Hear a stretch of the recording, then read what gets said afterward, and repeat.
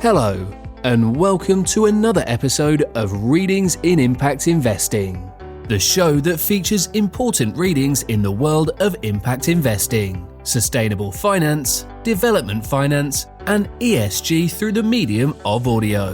This podcast is a non-profit initiative made available as a public good, and its ongoing operation is supported by community donations. Find the podcast online at readingsinimpact.org or on your favourite podcast platform. Now here's your host, Daniel Rosehill.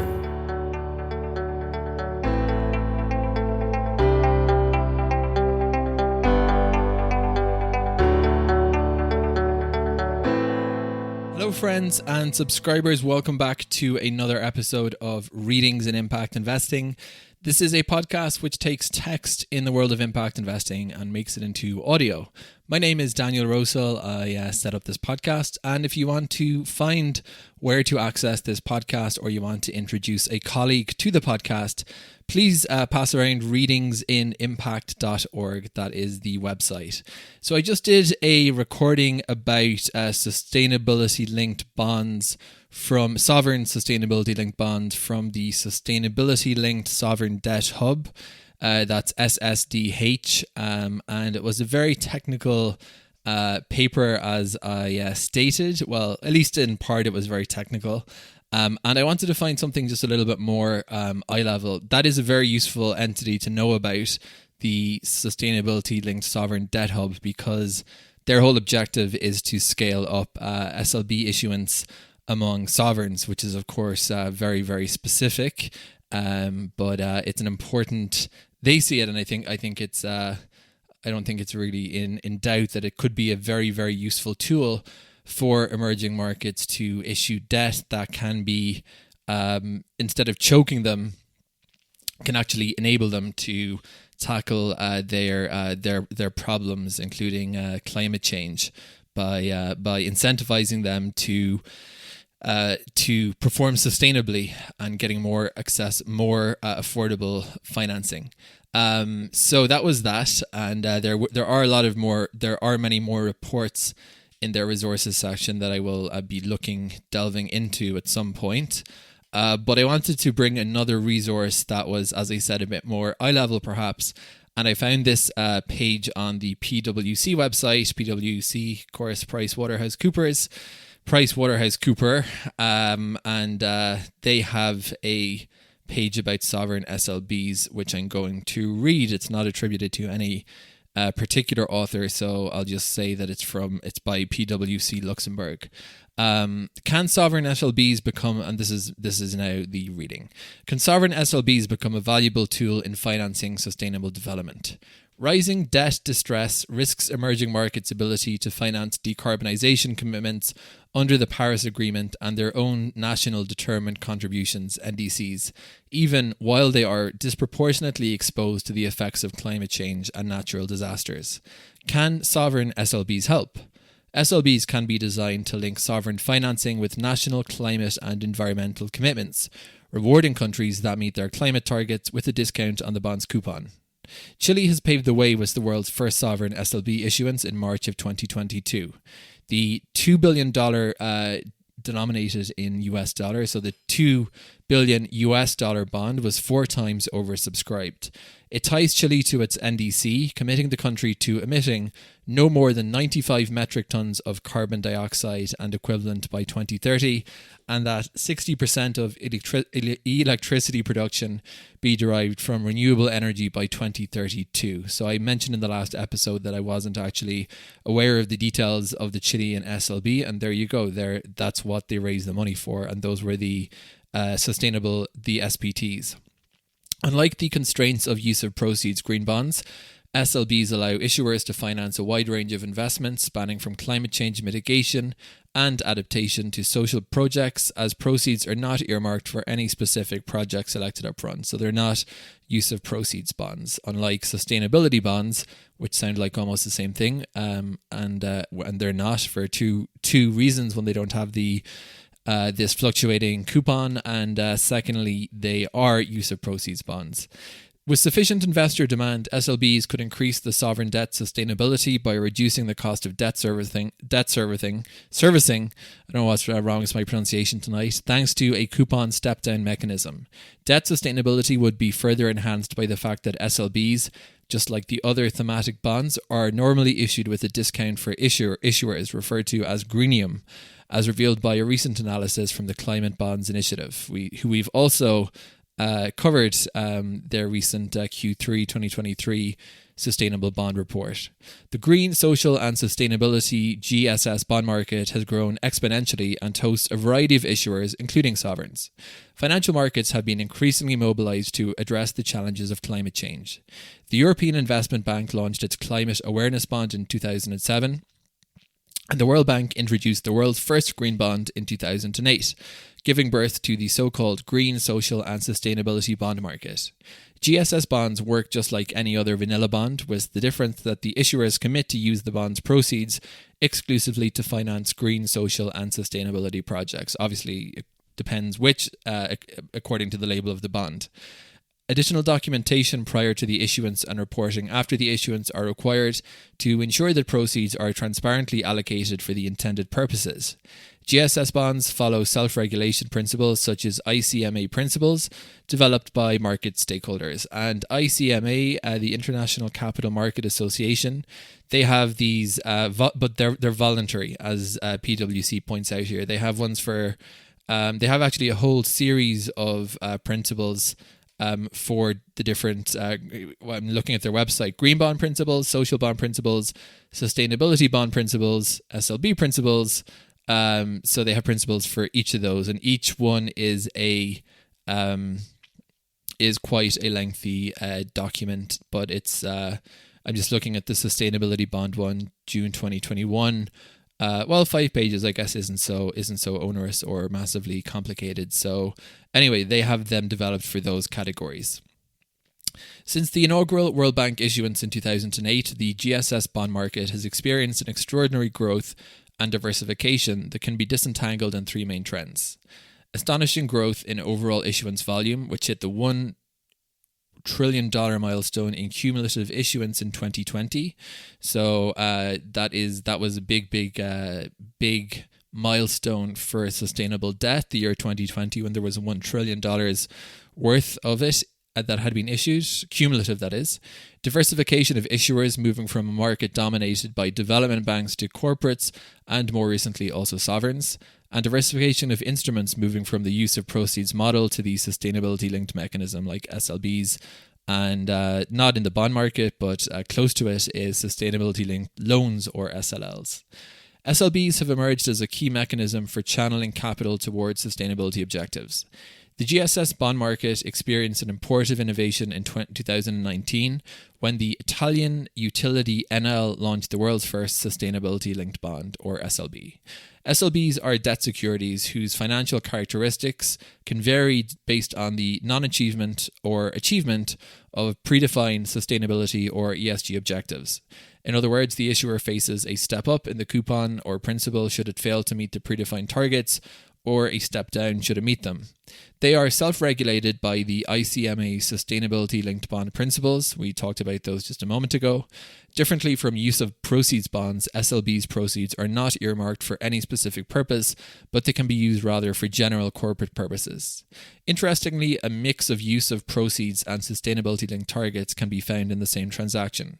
For instance, the European Investment Bank agreed on a €600 million facility with Italian utility Enel to finance renewable energy investments in South America, with part of the proceeds allocated to specific investments and part linked to a target in terms of Scope 1 GHG emissions. SLBs are an emerging instrument whose popularity is rapidly growing. In 2022, $176.6 billion worth of SLBs were issued. That's according to Climate Bonds Initiative, compared to $91.7 billion in 2021. So that is indeed quite substantial year-on-year growth. And that's also compared to $10 billion in 2020. So just to give those figures again, $10 billion in 2020, we almost got to $100 billion in 2021. And by 2022, we were getting up to approaching 200 billion in SLB issuance. I don't have the 2023 figures, although because I guess they're going to be collated soon, as we've just finished 2023. I imagine perhaps Climate Bonds Initiative will drop in at some point with a report, and I will be able to give that number. Designing a SLB requires establishing appropriate, ambitious, time-bound, and possibly science-based KPIs. Examples range from the increase in percentage of energy generated from renewable sources to targets in CO2 emissions reduction. Furthermore, the issuer is required to regularly report on its progress against the KPIs. Now we have pros and cons of SLBs versus traditional GSS approach. The pros are flexibility in the allocations of proceeds, leaving the issuer to decide how to best achieve its sustainability targets.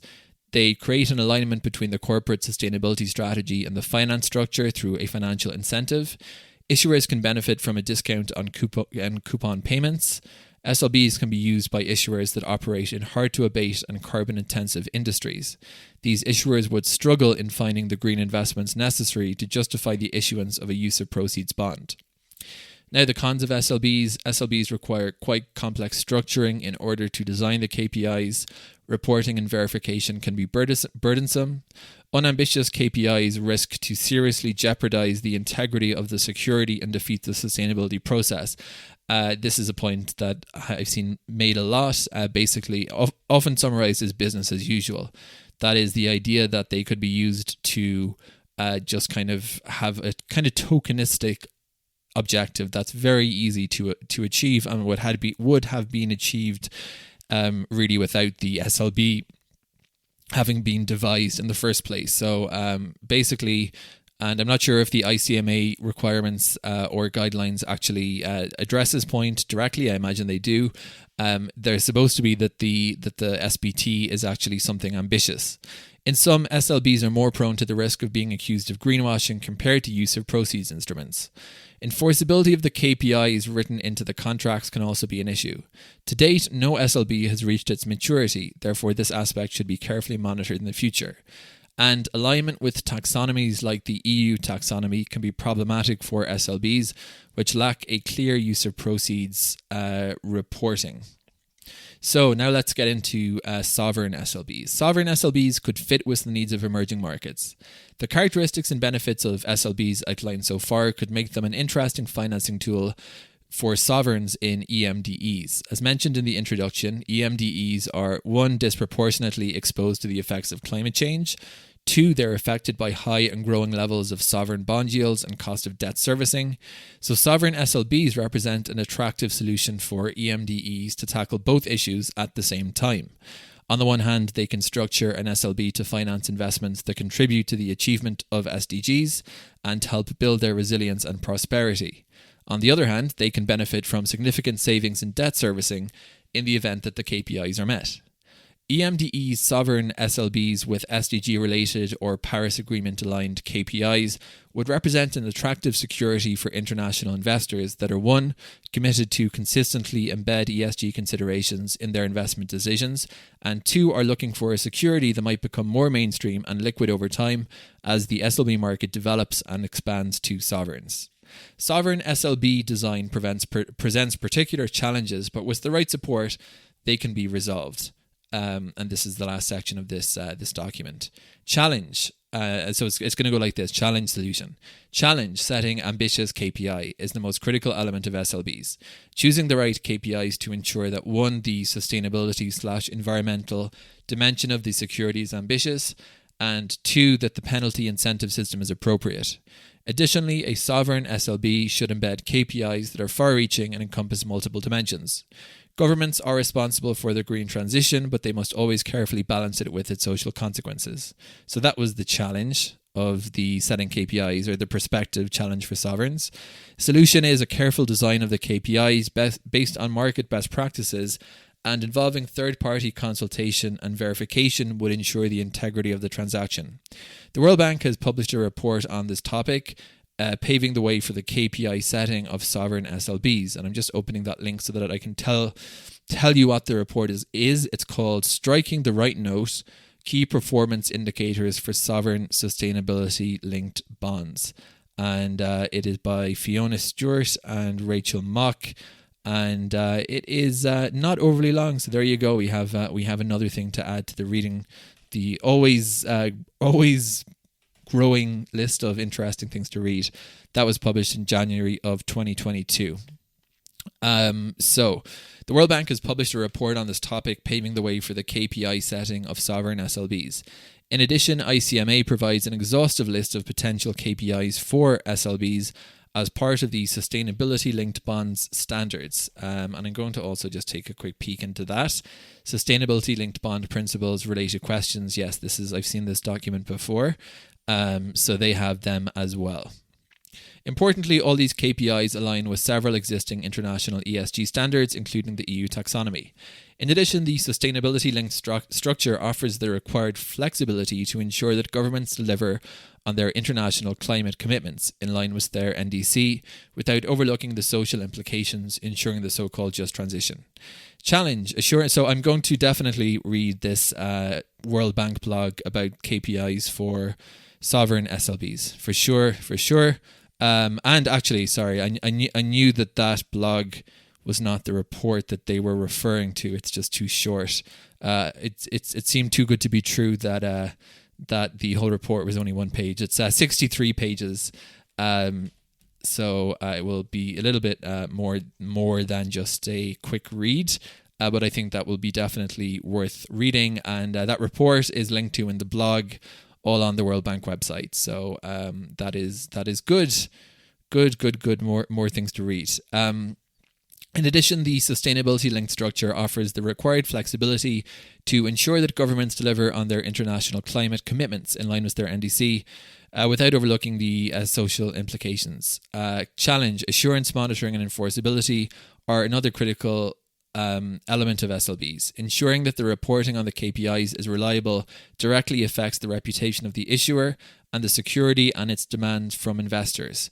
A potential sovereign transaction in EMDEs would add an additional layer of complexity in the assurance process. Public administration in EMDEs might be unstable and subject to political influence and corruption. This might also create enforceability problems should the issuer and the investors come into a legal dispute over the attainment of the KPIs. Solution. The World Bank has led the pioneering issuance of green bonds in EMDEs, namely in Nigeria, Egypt and Fiji. The reporting process of green bonds differs from the one of SLBs, but entails the same challenges and goals. These experiences can be a source of best practices and lessons learned for the reporting of GSS bonds and EMDEs. Another interesting example is the Rhino Impact Investment Project, which developed the world's first pay-for-results financial instruments for species conservation. The project introduced innovative KPI measurement systems to assure the results in the developments of the rhino population. Challenge, sovereign debt sustainability in a sovereign SLB would be the main concern of international investors, particularly in a transaction in EMDEs. Existing corporate SLBs include a step-up coupon should the issuer fail to meet the KPIs. It is unlikely that sovereign issuers will want to expose themselves to the risk of a step-up, and similarly, investors might be concerned about debt sustainability. That is definitely a legitimate problem for applying the SLB market to sovereigns. Solution: a sovereign and I say that because in the corporate realm, the money, this idea of if we're drawing on public funding to commit to debt financing that is a debt, which is obviously something that is very familiar in the world of sovereign bonds. But what's very unfamiliar is the idea that this debt has a unknown rate of interest based on these KPIs, right? It could cost more than and that really poses a problem for budgeting and trying to fit this new model into traditional budgeting models. So back to the report. Solution: a sovereign SLB could be structured in a novel way, including a coupon step down instead of a step up. This would be favoured by issuers who would face a positive incentive to meet the KPIs instead of a penalty for not meeting them. It would also reassure investors on the debt sustainability. On the other hand, investors might find such a structure less attractive from a return perspective. Involving trust funds like the Green Climate Fund and responsible impact investors could be a solution. Many investors are increasingly looking beyond the traditional risk-return paradigm and are eager to include ESG climate assets in their portfolio to achieve impact and diversification.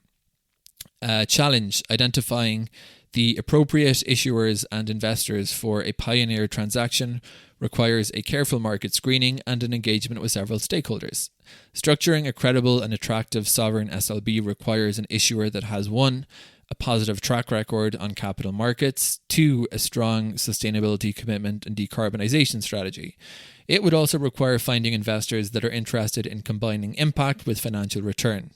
The experience of Chile's SLBs, which, if I recall correctly, were 4 times oversubscribed, shows that the demand for such instruments can actually be strong.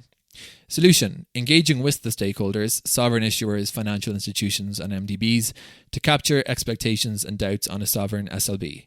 In terms of engaging with market stakeholders, the Luxembourg Stock Exchange could represent a useful platform.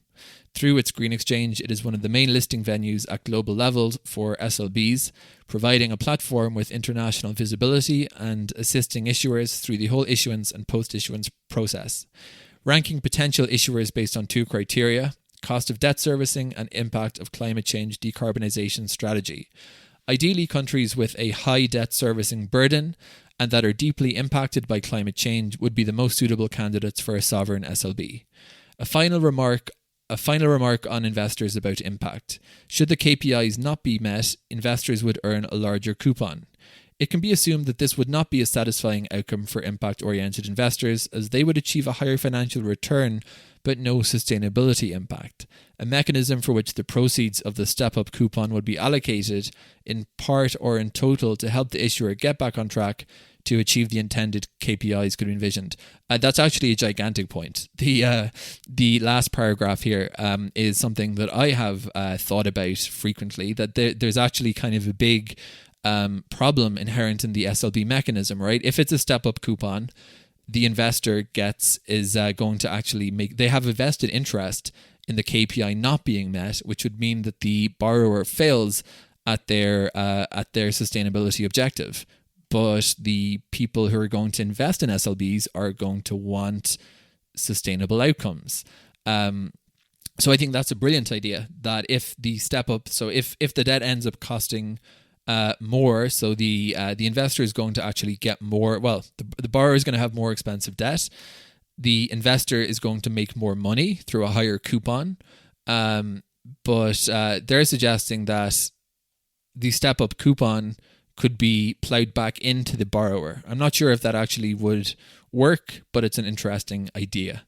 And I would like to hear a lot more about this potential issue in SLBs. I've heard it described as perverse incentives. That's a terminology that makes a lot of sense to me. And if you know of material discussing this, please do be in touch. It's public@danielrosehill.com. I'd be very interested to get a thorough unpacking of that potential issue that was flagged there in that last paragraph. That's it for today's reading. Hope this has been useful if you're interested in SLBs and their potential expansion into the world of sovereign debt. Thanks for listening. Readingsandimpact.org. Tell your friends, tell your colleagues. And until the next episode, this has been me, Daniel Rosehill, wishing you all a very good day. Thanks for listening to another episode of Readings in Impact Investing, presented by Daniel Rosehill. If you enjoyed this episode, then why not share it with a friend or colleague? And consider leaving a review or rating to help spread the word. Don't forget to subscribe via readingsinimpact.org or find the show on your favourite podcast platform. Thanks for listening, and we'll see you next time.